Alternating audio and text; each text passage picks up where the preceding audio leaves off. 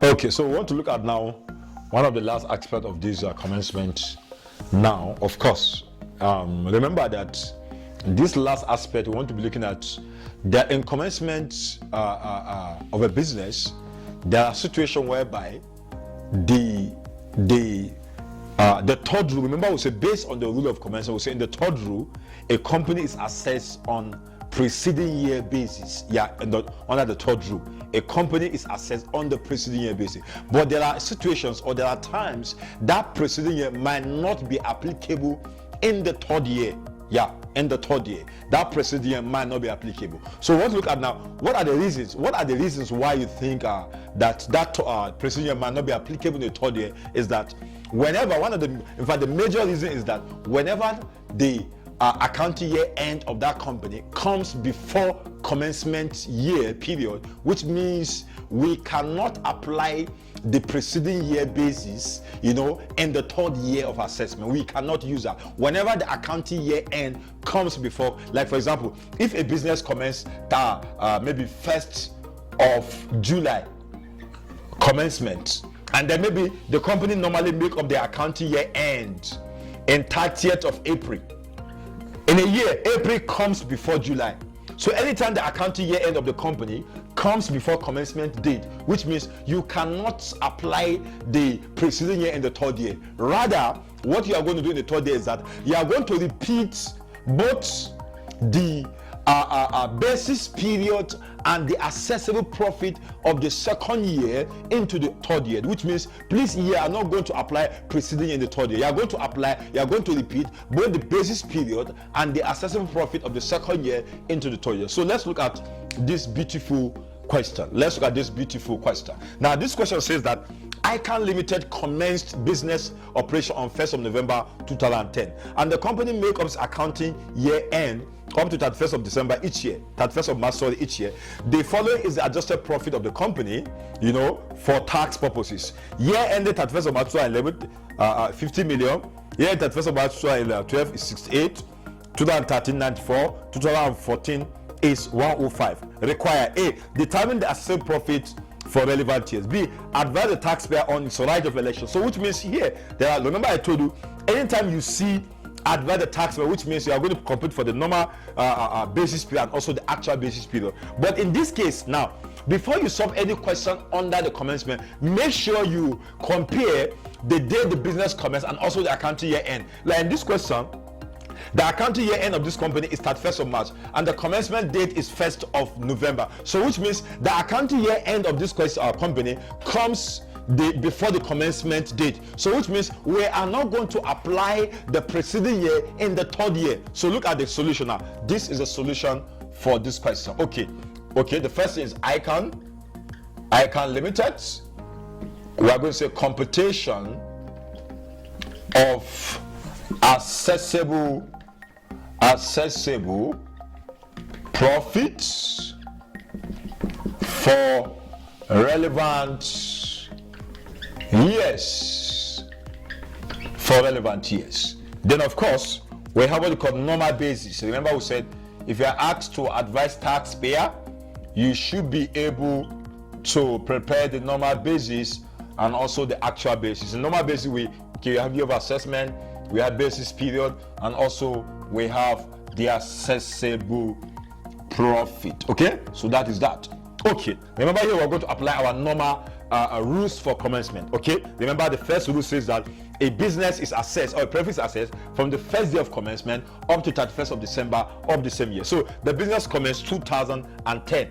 So 2010 is going to be our first year of assessment, 2010. So the basis period is going to be, from the first day of commencement, and we are told that the business commenced 1st of November. So which means from 1st of November 2010 to 31st of December 2010. So which means we are going to only assess 2-month profit, November to December. That's the only profit or only period we are going to assess.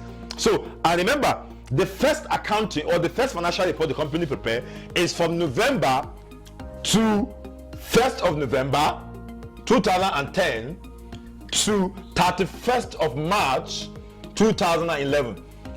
That's the first financial report that the company prepare, which is for 5 months, which means the company prepare 5-month financial report. Yeah.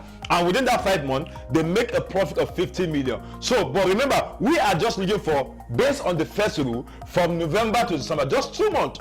So remember, from November 2010 to 31st of December 2010, you know it's 2 months. Yeah, it's 2 months. And do you know this 2 months, from November, 2010 to December 2010, you know, it's inside from November 2010 to 31st of March 2011.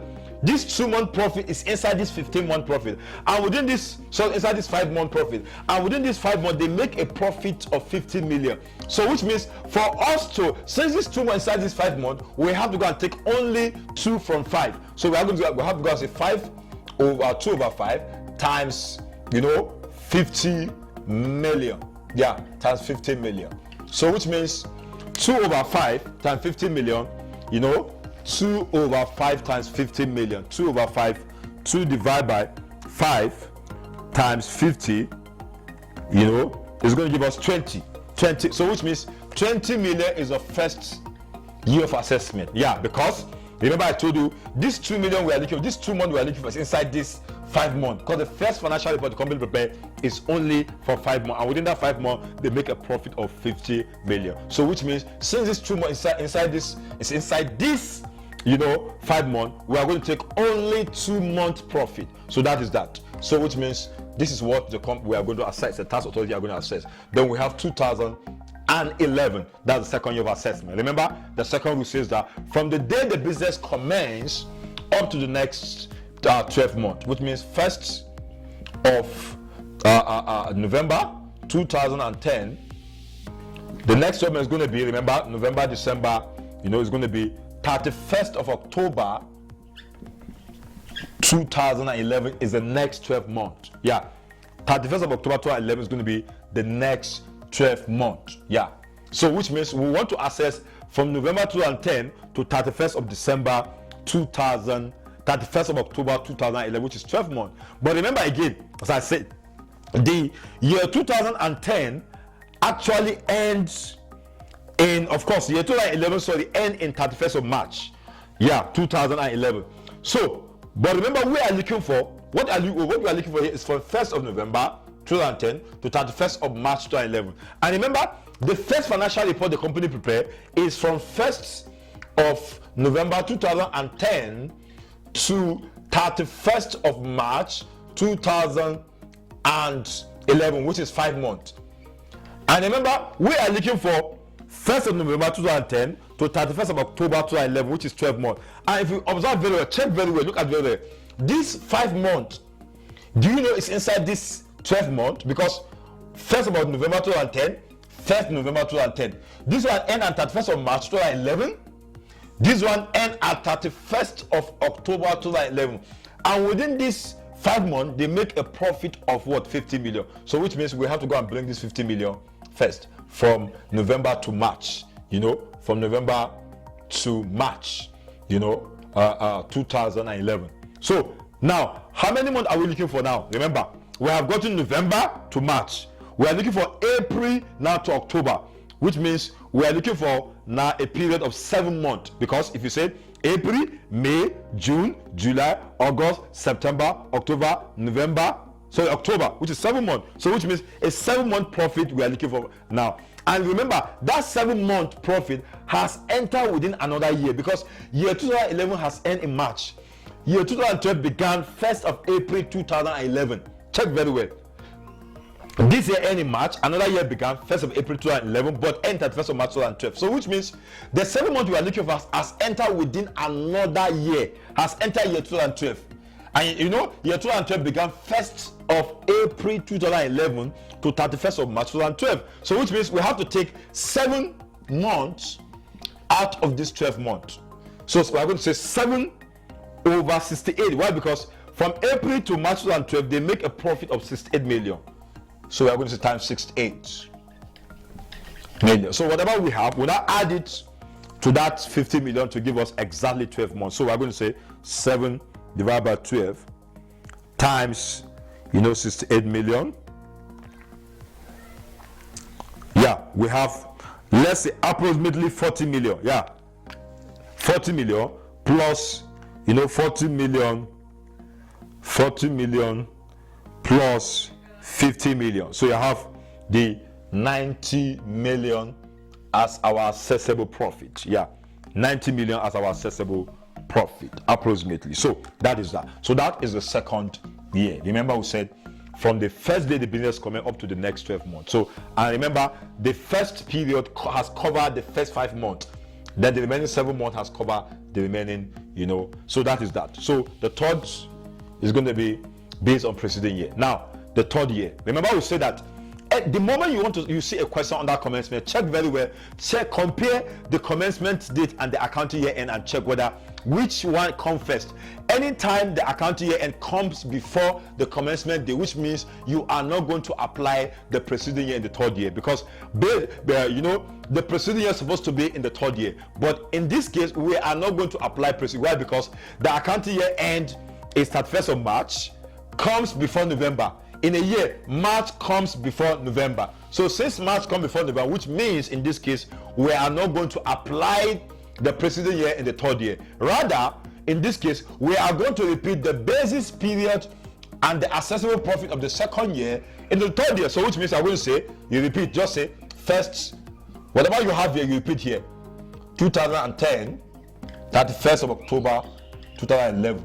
The same amount, 90 million. Of course, after the third year, you can now resume the preceding year. Please note, it's only for the third year. 2013 now, we can now resume our preceding year. Remember, we say the preceding year, the year before 2013 is 2012, and the accounting year end is here 31st of March. So which means we are going to say 31st of March 2012, because the year before 2013 is 2012. Remember, I said if you want to know the beginning of this year, you count 12 months backward. Add 1 month to this March. Just add 1 month to March, you get April. In a year. So if I want to know the beginning of this year, I'm going to add 1 month to this March. I'm going to get